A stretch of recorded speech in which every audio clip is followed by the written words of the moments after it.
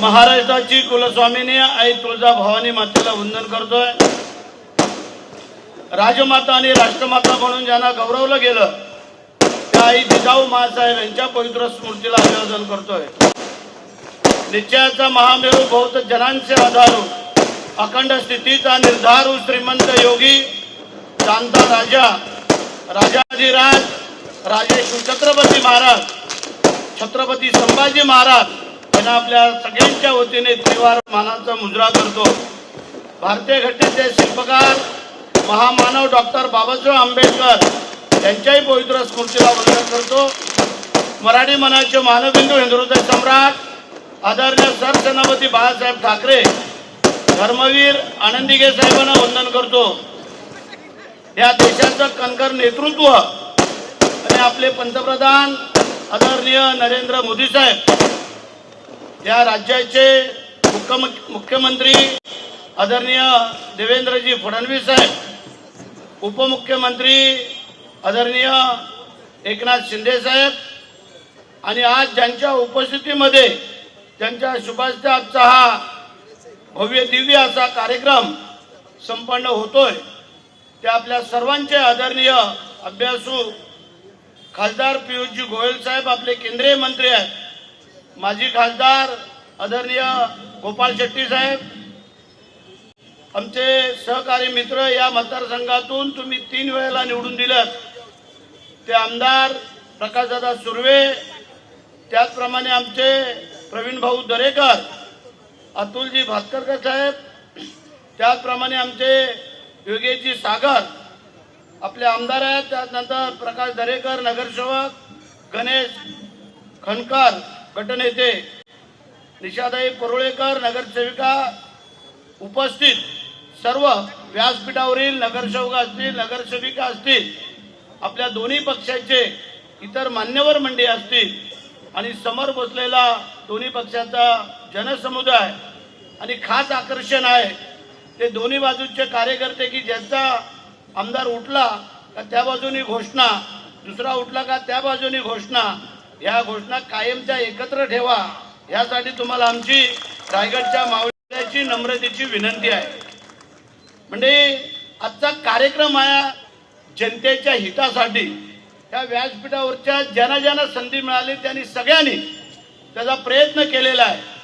आज 6 जून आपल्याला किती लोकांना माहिती आहे माहिती नाही, आम्हाला नाही माहिती, परंतु त्यावेळेला 6 जून 1674ला तिथीप्रमाणे छत्रपती शिवाजी महाराजांचा रायगडावरती 32 मनाच्या सोन्याच्या सिंहासनावरती आरूढ होणारा जगातला एकमेव राजा राजाधिराज राजे शिवछत्रपती महाराज यांचा आज राज्याभिषेक सोहळा त्यावेळेस झालेला तारखेप्रमाणे होतोय।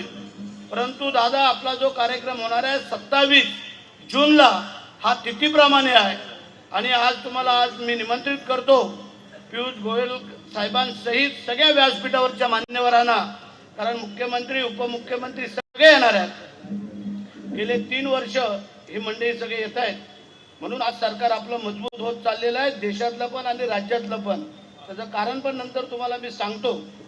म्हणजे आज राजे शिवछत्रपती महाराजांचा जन्मच झाला नसता तर आज तुमच्या आमची अवस्था काय झाली असती। म्हणजे आज रस्ते होतील, बिल्डिंगा होतील, पाण्याच्या योजना होतील, गटारे होतील, सगळं होतील। तुम्हाला ज्याला कोणाला श्रेयवाद घ्यायचा आहे तो घ्या, त्याबद्दल आमचं दुमत नाही आहे, पण ज्या भागातले जे आमदार आहेत, जे विधानसभेचे असतील, विधान परिषदेचे असतील, आमचे खासदार असतील, सर्व आजी माजी या सगळ्यांना आमची नम्रतेची विनंती आहे। केवळ या देशासाठी सगळा त्याग करून देश हाच माझं सर्वस्व आहे असे म्हणणारे आपले पंतप्रधान नरेंद्र मोदी साहेबांचा विचार आणि आचार घेऊन आपल्याला पुढे चालायचं आहे। म्हणजे त्याग तर आपण सगळ्यांनीच केला की ज्या वेळेला आम्ही उठाव केला त्यावेळेला प्रकाशदादा सुर्वे, आम्ही सगळे जे काय 40-50 आमदार जे काय बाहेर पडून जो उठाव केला त्याचा फळ आपल्याला सगळ्यांना पाहायला मिळते। ते तुम्ही कार्यकर्त्यांनी व्यवस्थित जपून वापरा, ते फळाची चव व्यवस्थित चाका, एकमेकांमध्ये दूर होईल असं काही करू नका, ही माझी तुम्हाला नम्रतेची विनंती आहे। त्याचं कारण आहे योगेशजी असतील, प्रवीण भाऊ असतील, भातखळकर असतील किंवा सगळेच असतील, त्यांनी 2.5 वर्ष त्यावेळेला काय अडचणी झाल्या पूर्वी त्या त्यांनी सगळ्यांनी पाहिल्यात, अनुभवल्यात. योगेश भाऊ, आपण तर प्रामाणिकपणे सांगत होता आणि मग आज आपल्याला सगळ्यांना हातात हात घालून चालायचं आहे. आज याचं फळ महाराष्ट्राची सत्ता आल्यानंतर आज सगळ्या राज्यांमध्ये आपण पुढे चाललेलो आहोत. आणि आज पाहिलं आपण बंगालसारखं राज्य ज्या 30-35 वर्ष कम्युनिस्टांनी राजवट केली, 10-15 वर्षांनी त्या दिदीने राजवट केली, कोणाच्या स्वप्नात पण नव्हतं. पण हा फक्त आणि फक्त चमत्कार मोदी साहेबच करू शकतात, हे सगळ्यांनी दाखवून दिलेलं आहे. हे कोणाला नाकारता येणार नाही आहे. भाऊ, ज्या वेळेला निवडणूक तिकडे चालू होती त्यावेळेला मी तिथे गेलो होतो, कधी गेलो नव्हतो, म्हणजे आम्ही फिरायला गेलो होतो, तुम्ही सगळे प्रचाराला होता. तेव्हा आम्ही तिथली विचारली परिस्थिती, तेव्हा त्यांनी सांगितलं की बदल हा निश्चित आहे. आती तिथं माती, हे प्रत्येकाचं ठरलेलं आहे. कोणी काय असं ना, उद्या भरत शेठला जरी उत्मात आला तरी तो वरती देव बसलेला आहे, तो माफ नाही करू शकत. आम्ही शेठ आहोत, पण यांनी सांगितलं सगळ्यांनी गरिबांचे शेठ आहोत. जर तुम्हाला कोणाचा शेठच बनायचा असेल तर गरिबांचे बना, कारण गरिबांचा आशीर्वाद हा कधी वाया जात नसतो, तो आपल्या मनातून आणि अंतःकरणातून दिला जातो. आज हे रस्ते होत आहेत, सगळे होत आहेत, पण आज आपल्याला हिंदुत्व पण टिकवायला पाहिजे ना. आज तुम्हाला मगाशी मी सांगितलं, किती लोकांना शिवाजी महाराजांच्या जन्माच्या तारखा माहिती आहेत, किती लोकांना शिवाजी महाराजांच्या मृत्यूच्या तारखा माहिती आहेत, किती लोकांना राज्यांचा राज्याभिषेक सोहळा माहिती आहे. म्हणजे माझी एक प्रामाणिक विनंती आहे.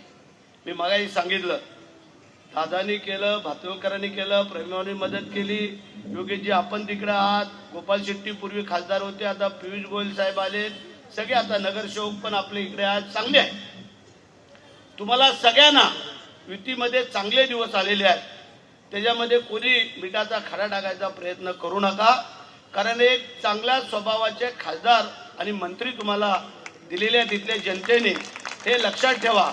स्वयंभू आम्ही कोणच नाही, या व्यासपीठावर बसलेले आम्ही स्वयंभू कोणच नाही.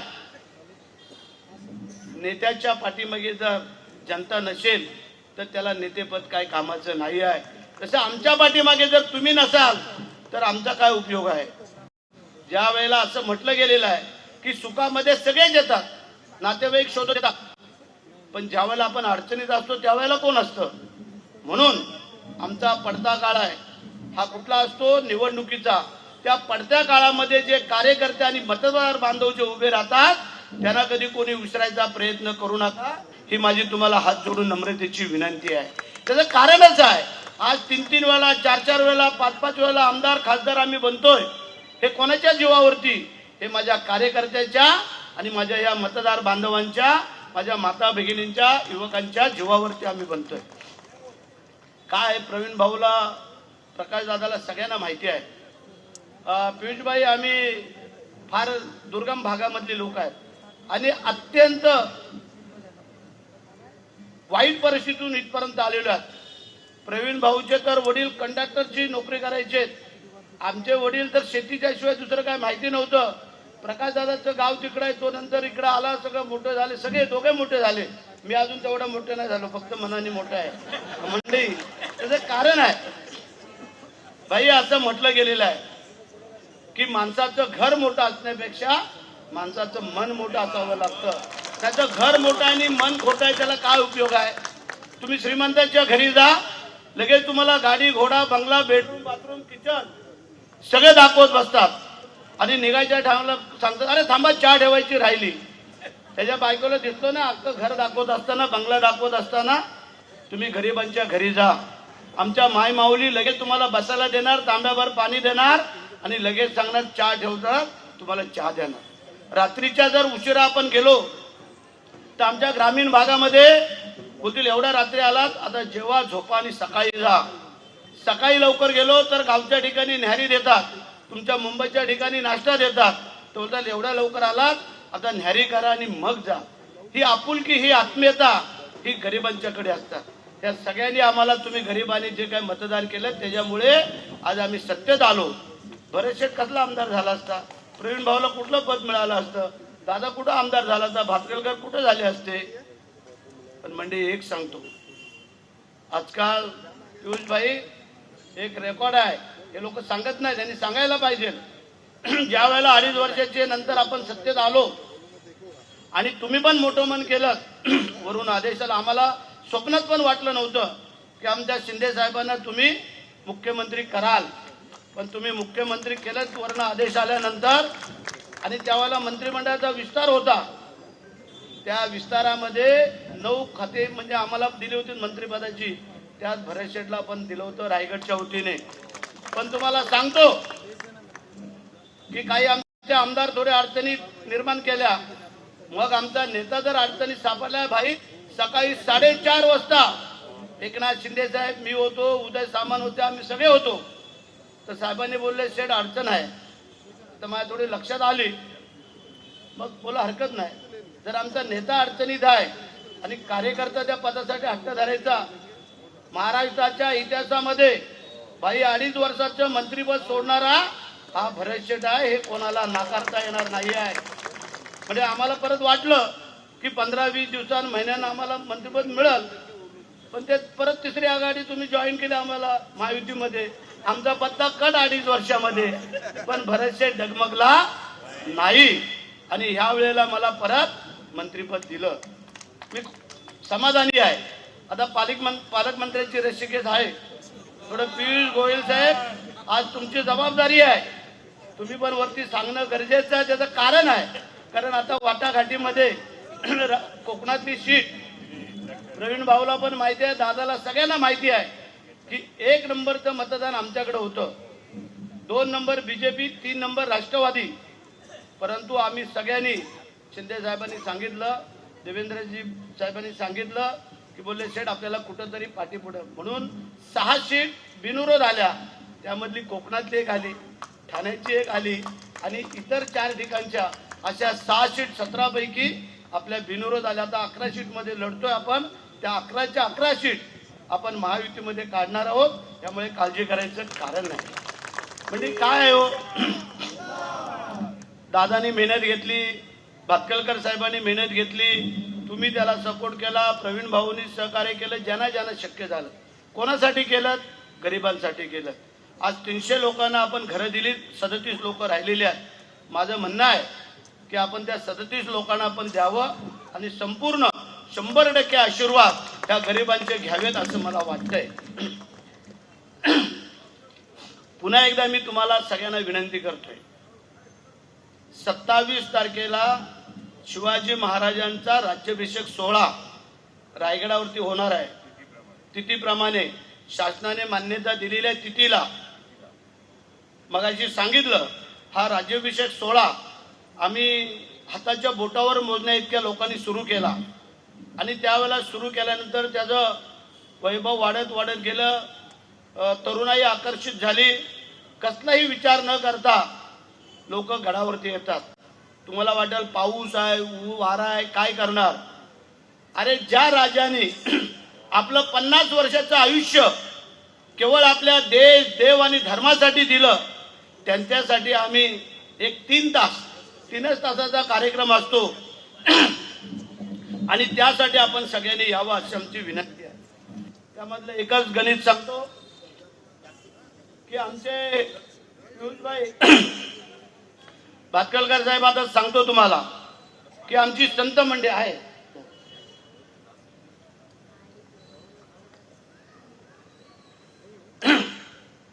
आज खरं म्हणजे मी वस्तू सांगतो, तब्येत थोडी बिघडली, माझी तब्येत बिघडत नाही, आम्ही दुसऱ्यांची बिघडवतो, पण सकाळी माझीच थोडी बिघडली, बीपी थोडीशी. परंतु आता दादानी सांगितलं की बाबा यायला पाहिजे. आता नंतर आता हे सगळे आम्ही एकत्र आहोत, जरी थोडे चुरमुरी दिसत असले पण सगळे आम्ही एकत्र आहोत. कारण काय झालंय, दोघेही प्रवीण भाऊ आणि दादा त्याच्यामध्ये मी आहे, त्यामुळे काळजी करायचं कारण नाही आहे. या सगळ्यांना बरोबर घेऊन जाण्याचं काम आम्ही करू. एकच मुद्दा सांगतो आणि आपल्याला पियुष भाईंना ऐकायचं माझ्या लक्षात आहे, कारण ते जेवढा निधी केंद्रातून कुठून आणतील तेवढा आमच्याकडे थोडा कमी आहे, पण केंद्रातून हवा तेवढा निधी ते आणू शकतात. आता आपली सगळ्यांची स्वप्न साकार होत चाललेली आहेत की गेल्या अनेक वर्ष भारतीय जनता पार्टीची इच्छा होती की मुंबई महानगरपालिकेवरती कधीतरी बीजेपीचा आमचा महापौर बसावा, ते पण एकनाथ शिंदे साहेब, देवेंद्रजी आणि ह्या सगळ्यांच्या माध्यमातून आणि तुम्ही आम्ही सगळे यांच्या माध्यमातून तेही झालेलं आहे। आता आपल्याला हातात हात घालून काम करा। तुमच्या छोट्या मोठ्या काय अडचणी असतील त्याला आम्ही सगळे सामोरे जाऊ, त्याची तुम्ही काळजी करायचं कारण नाही आहे। म्हणजे एकच मुद्दा सांगतो आणि माझ्या 2 शब्दाला पूर्णविराम देणार आहे। खास महत्वाचं आहे, ऐका जरा। आमच्या इकडे आता आषाढी वारी चालू होईल योगेश भाऊ। आषाढी वारी पालखी सोहळा निघतो आळंदीवरून। 4 ते 5 लाख लोक पायवारी करत जातात। ऊन वारा पाऊस कसली तमा न बाळगता अनेक वर्ष पायवारी करत असतात। मग आमचे संत मंडळी सांगतात की जन्माला येऊन आपण हिंदू बांधवांनी एकदा तरी पंढरपूर आणि आळंदीचं दर्शन घ्यावं, हे आपल्या संतांचं म्हण आहे आणि वस्तुस्थिती आहे। सामान्यातली सामान्य लोक आता आपल्याला प्रत्येक वेळेला आषाढी कार्तिकेला मुख्यमंत्र्यांच्या हस्ते पूजा असते आणि कार्तिक वारीला उपमुख्यमंत्र्यांच्या हस्ते पूजा असते। आम्हाला योग मिळाला की 3 वर्ष एकनाथ शिंदे साहेबांच्या बरोबर आषाढी कार्तिकीला आणि यावेळेला आम्हाला कार्तिकीला एकनाथ शिंदे साहेबांच्या बरोबर सकाळच्या पूजेचा लाभ मिळाला। 2:30-3 ला आमची पूजा चालू होती। मग तुम्हाला सांगितलं की एकदा तरी जन्माला येऊन आळंदी आणि पंढरपूर करावी। आता आमचे लोक काय करतात, शिर्डीला पायवारीने जातात। आपण पाहतोय प्रत्येकाच्या खांद्यावरती पालखी असते, साईबाबाचं नामस्मरण करत आपले जत्तेच्या जत्ते चालू असतात। आमचे हे सगळे श्रीमंत लोक हे तिरुपतीला जातात एवढा मोठा कडक लाडू आणण्यासाठी। तो लाडू मिळाला का आपण सगळ्या मनोकामना आपल्या पूर्ण होतात। आमच्या महिला भगिनी तुळजापूरला जातात, महालक्ष्मीला जातात, तिकडे रेणुका मातेकडे जातात, सप्तशृंगीला जातात आणि मग मंगळवार आला, संकष्टी आली का आम्ही सगळे गणेश भक्त आमच्या सिद्धिविनायकला जातो। मग सांगा मला, मग हे सांगितलं आम्ही, जर राजे शिवछत्रपती महाराजांचा जन्म झाला नसता तर ही सगळी आमची मंदिरं असतील का हो? मग आता तुम्हाला सांगतो, जा तुम्ही पंढरपूरला जा, आळंदीला जा, तिरुपतीला जा, शिर्डीला जा, तुळजापूरला जा, महालक्ष्मीला जा, रेणुका मातेकडे जा, सप्तशृंगीकडे जा, नवे नवे तर सिद्धिविनायकाकडे जा, पण जन्माला येऊन माझ्या राजाच्या राजधानीच्या ठिकाणी छत्रपतींचा नमस्कार घ्यायला या, ही माझी तुम्हाला कळकळीची विनंती आहे। पियुष भाई, 288 आमदारांमध्ये एकमेव मी भाग्यवंत आमदार आहे की माझ्या इथे छत्रपती शिवाजी महाराजांची राजधानीचं ठिकाण आहे। आम्ही 3 जण भाग्यवंत आहे त्यामधले, पण मी थोडं जवळ आहे तिथं। त्यानंतर समाधीचं ठिकाण आहे राजांचं, जिजाऊ साहेबांचं समाधीचं ठिकाण आहे, डॉक्टर बाबासाहेब आंबेडकरांचं चौदार ठिकाण आहे आणि ज्याने आधी लगीन कोंडाण्याचं आणि मग माझ्या रायबाचं असं ज्याने आपल्या रक्ताने अमर इतिहास लिहिला गेला त्या शूरवीर नरवीर तानाजी मालुसरेंचं समाधीचं ठिकाण आणि स्वामी समर्थांची शिवतर घळय, एवढे सगळे माझ्या या मतदारसंघामध्ये येतात। म्हणून मी नेहमी भाषणात सांगतो की एकमेव मी भाग्यवंत आमदार आहे की लाखो लोक, आज तर जवळजवळ 70-80 हजार लोक रायगडावरती आहेत। तशीच आपल्याला 27 तारखेला येणार आहेत। म्हणून पुन्हा एकदा कळकळीची विनंती करतो आणि दादाला पण माझा सल्ला आहे, भातखळकर साहेबांना सल्ला आहे, प्रवीण भाऊ आपण सगळ्यांना सल्ला आहे, आपण जनतेचे पायीक आहोत। आपण जनतेच्या पायीक जो कोण विसरला तो घसरल्याशिवाय राहणार नाही आहे। आणि म्हणून सांगतो, जोपर्यंत माणूस चुकत नाही तोपर्यंत माझी म्हण आहे, चुकला आम्ही 4 पावलं मागे सरकू, एखाद्याला पाय लागला त्याला नमस्कार करायचा असतो, पण जोपर्यंत भरतशेठ चुकत नाही तोपर्यंत भरतशेठ कधी कोणा पुढे झुकत नाही। हा आमचा मराठी बाणा आहे आणि त्या अनुषंगाने आज आम्ही चालतो। आता एकच सांगतो, आमच्या प्रकाशदादाचा अंधार दूर करणारं तेज आहे। अतुल भाऊ तुम्ही अतुलनीय, ज्याची तुलना होऊ शकत नाही आहे। आणि प्रवीण भाऊ आमचे मनाचे मोठे राज, कित्येक बिल्डिंगी उभ्या करतात गरिबांसाठी, 500 200 300 घरांचे 700-800 स्क्वेअर फूटची घरं देत आहेत। मग मला सांगा, पियुष भाई सारखे जर चांगली माणसं, गोपाल शेट्टींसारखे योगाबाई तुम्ही सगळे जर असाल तर 3 तिगाडा काम बिगाडा होता कामा नये आहे का? अडचण भासली तर आम्हाला सांगा, आम्ही रायगडवरनं कधी पण येऊ कारण तुम्ही जसे आम्हाला सहकार्य करता तसं तुम्हाला काय मदत लागली तर आम्ही हजर होऊ. पुन्हा एकदा तुम्हाला मनापासून धन्यवाद देतो. ज्यांनी यामध्ये सहकार्य केलं त्या सगळ्यांना आणि मोठ्या संख्येने उपस्थित असलेल्या आपल्या दोन्ही पक्षाच्या कार्यकर्त्यांना पदाधिकाऱ्यांना आणि पुन्हा एकदा रायगडच्या मावळ्याचा तुम्हाला जय हिंद जय महाराष्ट्र वंदे मातरम. बोला छत्रपती शिवाजी महाराज की जय. भवानी छत्रपती संभाजी महाराज